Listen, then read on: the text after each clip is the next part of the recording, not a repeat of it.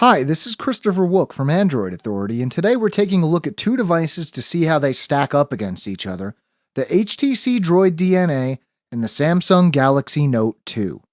While we knew it was coming for quite some time, HTC and Verizon officially unveiled the HTC Droid DNA in an event in New York City earlier today. This is the HTC J Butterfly rebranded for Verizon, so if you start to feel a bit of deja vu, that's perfectly normal. Now let's take a look at how these devices measure up to each other. The first thing you'll notice is that while it still has a fairly large screen, the HTC Droid DNA is smaller than the Samsung Galaxy Note 2, with a 5-inch display to the Note 2's 5.5-inch display. Whether this is a good thing or not depends on how much screen real estate you need, as well as how large of a device you're comfortable with. One clear edge that the HTC Droid DNA has is its 1080p 440 pixel per inch display, while the Samsung Galaxy Note 2 only has a 720p display. I was initially skeptical on whether 1080p resolution would matter on such a relatively small display, but seeing the Droid DNA in action, there were definitely times where images were notably clearer. Obviously, a lot of web content isn't 1080p resolution, so you won't notice this too often, but in the case of photos, for example, the higher resolution display is very nice. When it comes to the design, it's entirely a matter of personal taste between these two devices. As fond as I am of the Note 2, I have to say that I find the Droid DNA's design more interesting. The Droid DNA is also thinner than the Note 2, which some users may care about more than others. Looking at sheer power, it would seem that the two devices are evenly matched. Both feature quad-core processors, with the Samsung Galaxy Note 2 using an Exynos 5 chipset and the HTC Droid DNA using a Qualcomm Snapdragon S4 Pro chipset. While the Note 2's processor is clocked slightly higher at 1.6 GHz to the Droid DNA's 1.5 GHz, the Droid DNA seems to be the faster of the two devices. One issue that may not work out so well for the HTC Droid DNA is its battery. Now, we haven't seen the battery in action too much, but at 2020 mAh compared to the Samsung Galaxy Note 2's 3100 mAh, it'll be interesting to see how long the Droid DNA's battery keeps powering that 1080p display.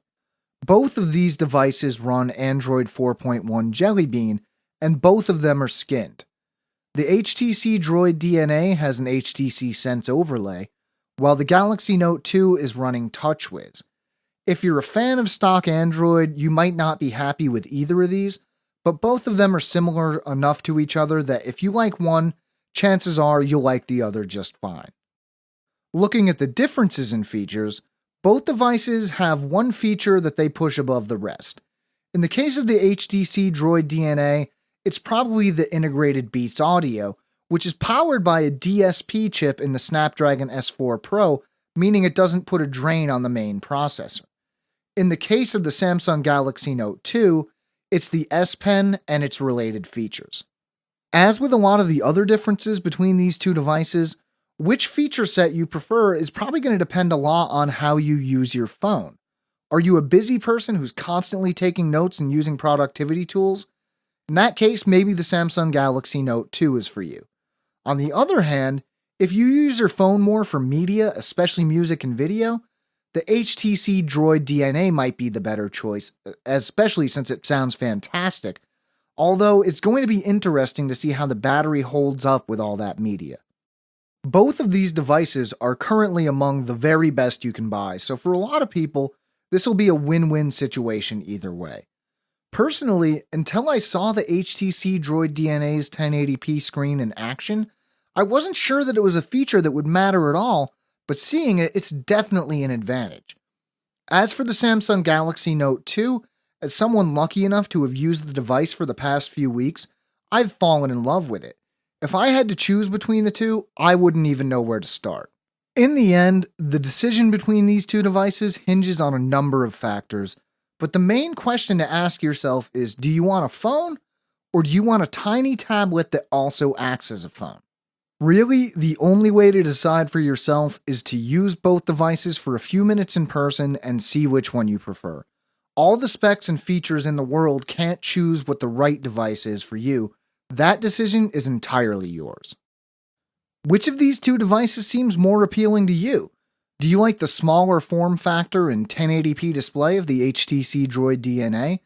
Or do you prefer the Samsung Galaxy Note 2's S Pen features and larger amount of screen real estate? Tell us what you think in the comments. This has been Christopher Wook for Android Authority, and as always, we'd love to hear what you think of this video and the other videos on our channel.